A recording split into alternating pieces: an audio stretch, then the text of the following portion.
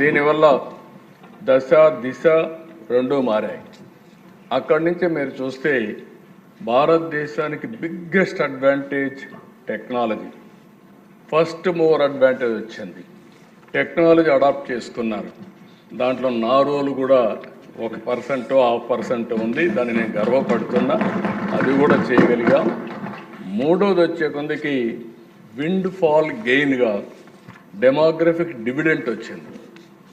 అంటే ఈరోజు ప్రపంచంలో ఏ దేశానికి పోయినా ఏజింగ్ ప్రాబ్లం ఉంది.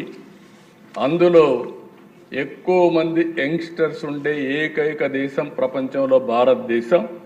ఇది 47 వరకు కొనసాగుతుంది. అందుకే నేను చాలా స్పష్టంగా, ఎందుకంటే దానికి ఇంకొక విషయంలో కూడా మీరు చూస్తే నేను చాలాసార్లు చెప్పాను, సరైన సమయంలో దేశానికి సరైన నాయకుడు, రైట్ టైం రైట్ లీడర్, అది నరేంద్ర మోడీ గారని చెప్పి ఈ అసెంబ్లీ ఈరోజు కూడా చెప్తున్నా. ఒక రైట్ టైంలో మంచి లీడర్ వచ్చారు. ఇప్పుడు ఈ రెండు కాంబినేషన్లో 2047కి భారతదేశం నెంబర్ 1 ఆర్ నెంబర్ 2గా ఉంటాం. దాంట్లో ఎవ్వరికి అనుమానం అవసరం లేదు. 2028కే భారతదేశం ప్రపంచ పెద్ద ఆర్థిక వ్యవస్థలో 3వ ఆర్థిక వ్యవస్థగా తయారవుతుంది. అయితే ఇక్కడ మీరు గుర్తుపెట్టుకోవాల్సింది, దేశం ప్రపంచం ఒక ఎత్తు అయితే మన రాష్ట్రం, మీ నియోజకవర్గం మనకు ముఖ్యం. మీకు ఓట్లేసిన ప్రజల్ని ఏ విధంగా ముందుకు తీసుకుపోతారనే విషయంలో మీకు ఒక స్పష్టత ఉండాలని మిమ్మల్ని కోరుతున్నా. అందుకని ఈరోజు మీరు చూసినప్పుడు ఇది చాలా స్పష్టంగా చాలామంది అంటున్నారు ఇది అసాధ్యమని. ఎప్పుడైనా సరే అసాధ్యమైనటువంటి టార్గెట్స్ పెట్టుకొని ఒక నాయకుడైన ముందుకు పోవాల్సిన అవసరం ఉంది. ఈ లక్ష్యాలను సాధించడానికి నాయకత్వాన్ని కూడా ఎక్కడికక్కడ మనం తయారు చేసుకోవాలి. దాన్ని తయారు చేసుకోవడానికి కూడా ఈ ప్రభుత్వం సిద్ధంగా ఉందని చెప్పి నేను మీకు తెలియజేస్తున్నా.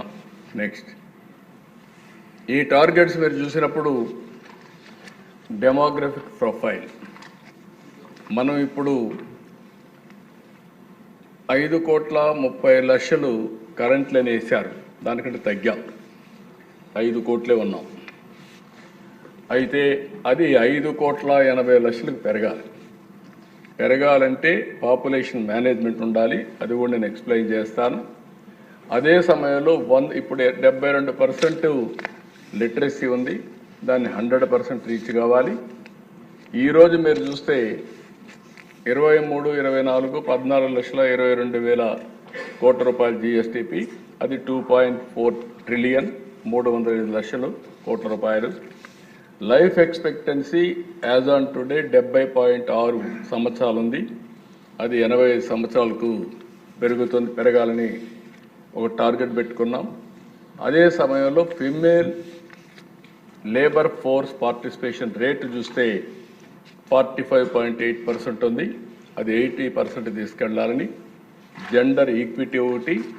అదే మరిగా ప్రొడక్టివిటీ పెరగాలంటే, ఓవరాల్గా డెవలప్మెంట్ కావాలంటే ఉమెన్ ఫోర్స్ని కూడా ఇన్వాల్వ్ చేయాల్సిన అవసరం ఉంది.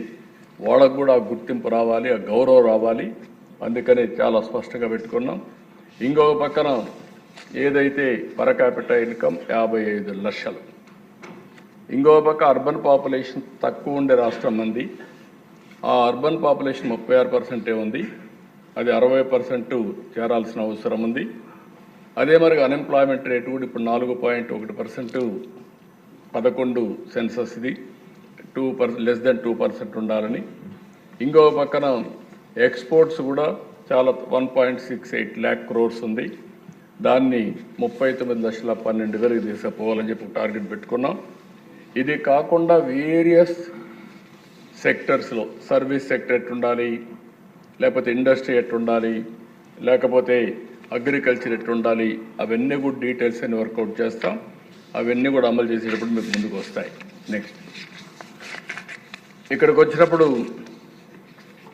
ఈ యొక్క గైడింగ్ ప్రిన్సిపల్స్ మనం 2047 ఈ విజన్ సాధించాలంటే 10 సూత్రాలు పెట్టుకున్నాం. ఈ 10 సూత్రాలు మీరు ఒక్కసారి చూస్తే zero poverty, population management and human resource development, skilling employment, water security, farmer agritech, global best logistics, cost optimisation, energy fuel, అదే సమయంలో product perfection, Swachh Andhra, deep tech in all walks of life. ఈ 10 ప్రిన్సిపల్స్ పెట్టుకున్నాం. మీరు కూడా మీ నియోజకవర్గ vision తయారు చేసినప్పుడు ఈ 10 ప్రిన్సిపల్స్ని మీరు పెట్టుకొని ఏ విధంగా ఓవరాల్ డెవలప్మెంట్కి దోహదం చేయగలుగుతారో మీరు ఆలోచించుకోవాల్సిన అవసరం ఉంది. రాష్ట్రం, జిల్లా, నియోజకవర్గం, కడాన పంచాయత్, అదే మరి సచివాలయం వరకు ఈ విజన్ డాక్యుమెంట్ తీసుకెళ్తాం. నెక్స్ట్ ఇక్కడికి వచ్చినప్పుడు overall state vision blue print తయారు చేశాం. డీటెయిల్డ్ సెక్టర్ థీమ్స్ వారిగా విజన్ తయారు చేశాం. 12 సెక్టర్స్ రిపోర్ట్స్ అన్ని కూడా తయారు చేసుకున్నాం. డిస్ట్రిక్ట్ విజన్ యాక్షన్ ప్లాన్ 5 ఇయర్స్కి రెడీ అయింది 26 జిల్లాలకి. Vision constituency vision action plan కూడా ఒక 3 నమూనాస్ పెట్టాం. మీరు కూడా ఇన్వాల్వ్ అయితే ఇమ్మీడియట్గా ఒకసారి ఫైనలైజ్ చేసుకుంటాం. ఎక్కడికక్కడ మిమ్మల్ని ఇన్వాల్వ్ చేయాలనేది ప్రధానమైన ఉద్దేశం. Mandal municipality vision action plan కూడా తయారైంది రఫ్గా. ఇంకో పక్క సచివాలయం యాజ్ ఏ యూనిట్ పెట్టుకొని ఈ ఎగ్జిక్యూషన్ అంతా కూడా సచివాలయం ద్వారా చేస్తాం. అదే సమయంలో పంచాయతీకి కానీ వార్డుకి కానీ వాళ్ళు కూడా పెట్టుకొని ముందుకెళ్తారు. నెక్స్ట్ ఇక్కడికి చూసినప్పుడు మండలాలు, మున్సిపాలిటీస్ కంప్లీట్ చేశాం. అదే మరి ప్రైమరీ సెక్టర్ అవన్నీ తీసుకొని సెక్టర్ల వారిగా కూడా ఫైనలైజ్ చేశాం. డిస్ట్రిక్ట్ విజన్ డాక్యుమెంట్ కూడా తయారు చేసి రేపు తొందరలోనే కలెక్టర్స్ కాన్ఫరెన్స్ పెట్టి ఆ రోజు దీన్ని ఇనాగ్రేట్ చేస్తున్నాం. అక్కడి నుంచి కలెక్టర్స్ని, అధికార యంత్రాంగాన్ని సమన్వయం చేసి సమాయత్తం చేసి ఏ విధంగా ముందుకు పనులు తీసుకుపోవడానికి చాలా క్లియర్గా టార్గెట్స్ పెట్టుకొని ముందుకు పోతాం. ఇక్కడ మీరు చూస్తే ఒక్కొక్క జిల్లాలో ప్రైమరీ సెక్టర్ ఎక్కువ ఉంది.